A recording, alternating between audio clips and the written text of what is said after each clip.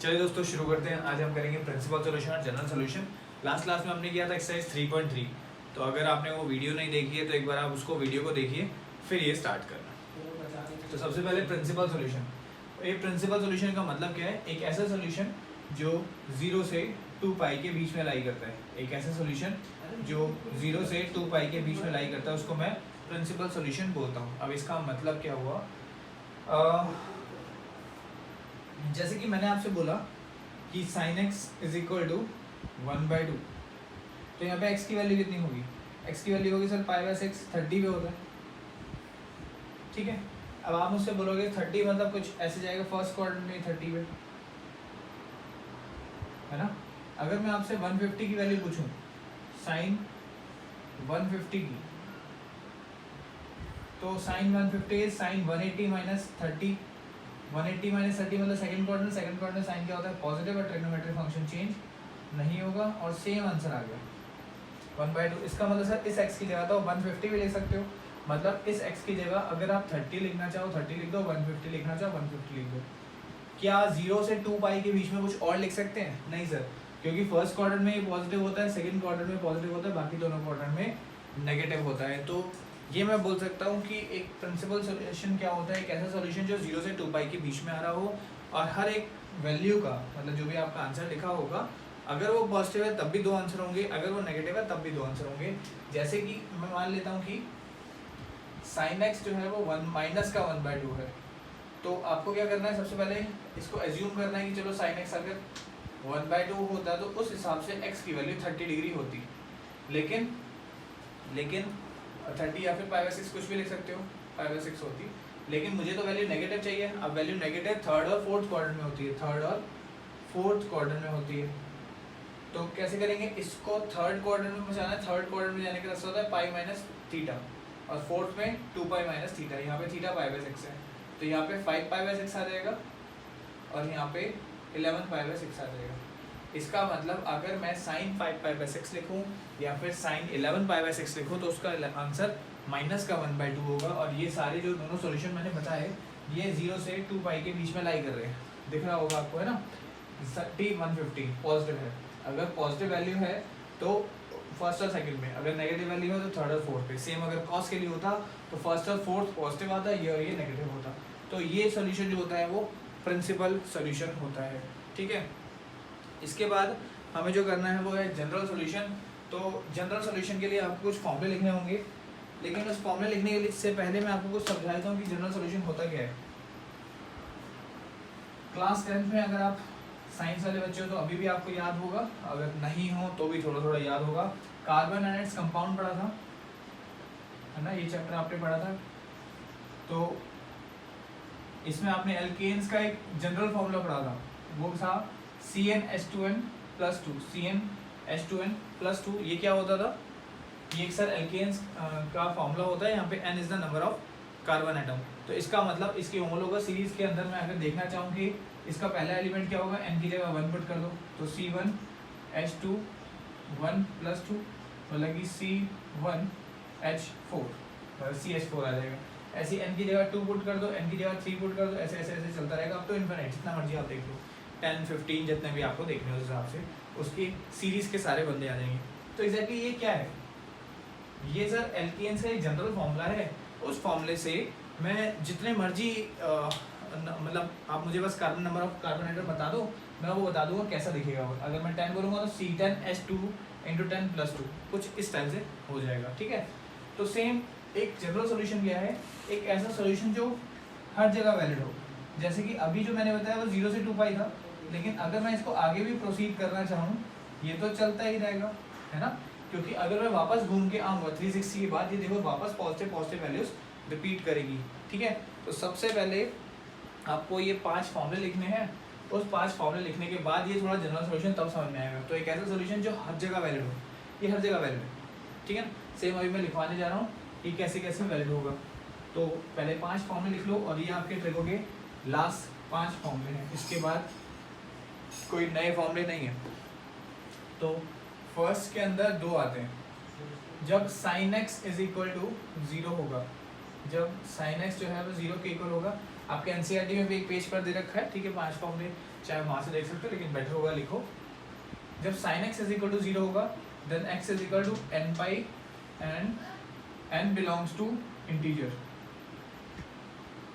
n belongs to integer, बताइए देखो क्या बोला है, n बिलोंग्स टू इंटीजर। और cos x is equal to 0 होगा then x is equal to 2n plus 1 pi by 2 and n where, यहाँ पे n नहीं आएगा, वेयर आएगा, where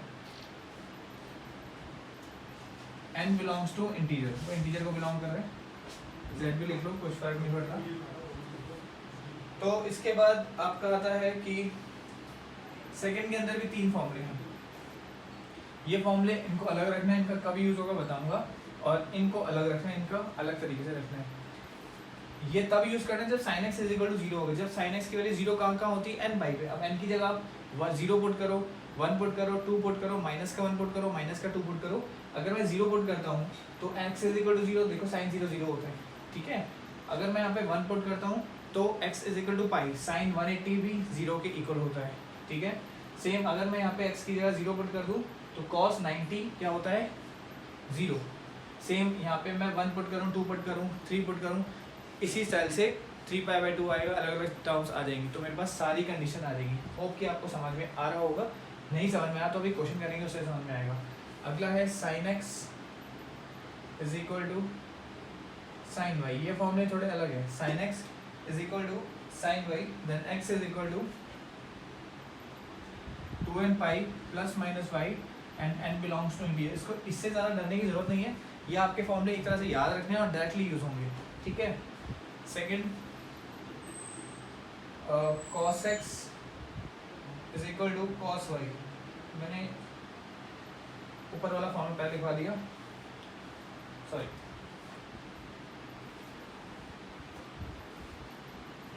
cos x is equal to cos pi cos y, ठीक है। इसके फॉर्मूले अलग है और इसका अलग है, मैंने गलती से उसका फॉर्मूला लिखवा दिया, ठीक है। तो sin x is equal to sin y के लिए n पाई प्लस माइनस 1 की power n y and n belongs to integer. sin x का याद हो जाएगा आपको, ठीक है। अच्छा, sin x और tan x का सिमिलर है। इसके अंदर सबसे अजीब सी टर्म क्या लग रही है आपको, माइनस 1 की पावर n, इसको बस हटा दो, तो x is equal to n pi plus y and n belongs to integer, ठीक है, कोई दिक्कत। और यहाँ पे आ जाएगा 2n pi plus minus y and n belongs to integer.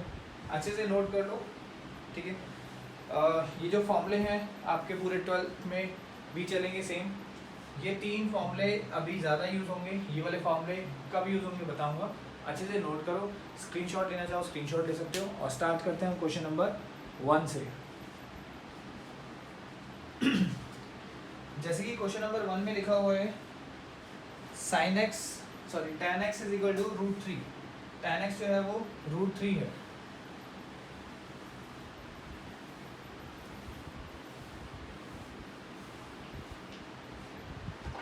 तो tan x जो है वो √3 के इक्वल है।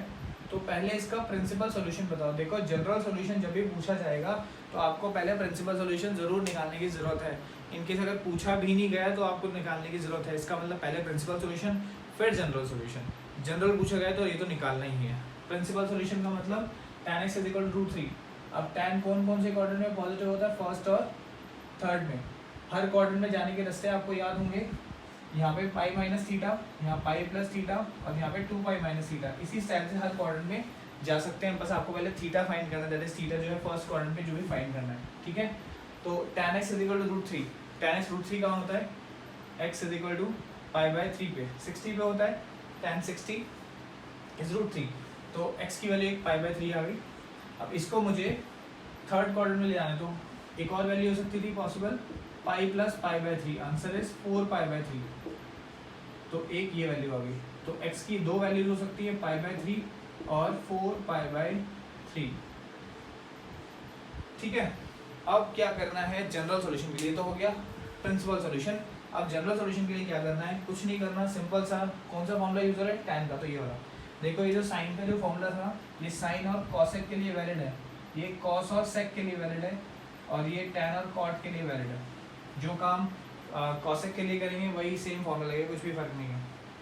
तो करना क्या है, tan है तो ये पूरा फॉर्मूला पहले कॉपी कर दो यूजिंग दिस, ऐसे इस तरह से tan x is equal to tan y, then x is equal to n pi plus y and n belongs to integer. अब आपको इसको किससे कंपेयर करना है, जो छोटे क्वाड्रेंट में आया आंसर, एक फर्स्ट में आया एक थर्ड में, तो फर्स्ट और थर्ड में फर्स्ट वाला छोटा है तो फर्स्ट वाले को प्रायोरिटी देनी है।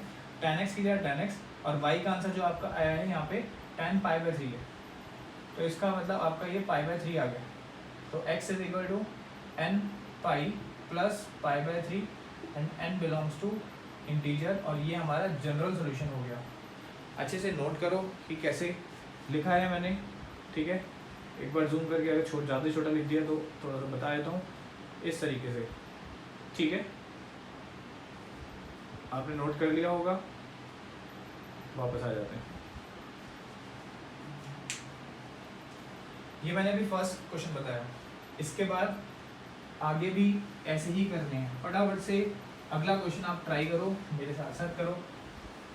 क्वेश्चन नंबर 2, क्वेश्चन नंबर 2 में लिखा है sec x is equal to 2। sec x जो है वो 2 के इक्वल है। सबसे पहले आपको प्रिंसिपल सॉल्यूशन निकालना है, तो उसके लिए क्या है, sec की वैल्यू 2 कहाँ पर होती है, जहाँ पे cos 1/2 होगा। अब cos 1/2 कहाँ होगा, 60 पे, 60 मतलब π/3, तो x इज इक्वल टू π/3। और cos की बात हो रही है तो फर्स्ट और फोर्थ, तो दूसरा सॉल्यूशन क्या होगा, 2π माइनस π/3। तो x की वैल्यू या तो π/3 होगी या फिर 5π/3 होगी। ये मैं कैसे कर रहा हूँ, अगर नहीं समझ में आ रहा तो इससे पहले वाला एक बार आप क्वेश्चन देखो, आपको क्लियर हो जाएगा कैसे किया है मैंने, ठीक है। आपको देखना है सेक कौन से क्वाड्रेंट में पॉजिटिव होता है, क्योंकि वैल्यू पॉजिटिव है फर्स्ट और फोर्थ में। तो फर्स्ट में मैंने निकाल लिया, उसके बाद में फोर्थ वाला निकालना है। अब सेक मतलब किसका होगा, उल्टा कॉस का। तो यहाँ पे आप कॉस वाला फॉर्मूला यूज करोगे, तो cos x is equal to cos y, सीधा फॉर्मूला लिख सकते हो, sec x is equal to sec y, then x is equal to 2n pi plus minus y and n belongs to integer, ठीक है। ये हमने cos के लिए लिखा था, वही sec के लिए भी लिख दिया, सेम फॉर्मूला है। तो छोटे क्वाड्रेंट मतलब फर्स्ट क्वाड्रेंट मतलब ये वाली वैल्यू, इसकी y की जगह ये लिख दो, कुछ नहीं करना। अब यहाँ पे y की जगह रिप्लेस कर दो π/3 से and n belongs to integer, ये आपका आंसर हो गया, ठीक है। ये आपका जनरल सॉल्यूशन हो गया। अगर अभी भी समझ में नहीं आया तो एक बार फिर से समझा दो जनरल सॉल्यूशन। अब आप यहाँ पे ना n की जगह कुछ भी पुट करते रहो, आपके दुनिया भर के आंसर आ जाएंगे, ठीक है। ये है प्रिंसिपल सॉल्यूशन और वो है जनरल सॉल्यूशन, ठीक है। इसके बाद आता है क्वेश्चन नंबर 3।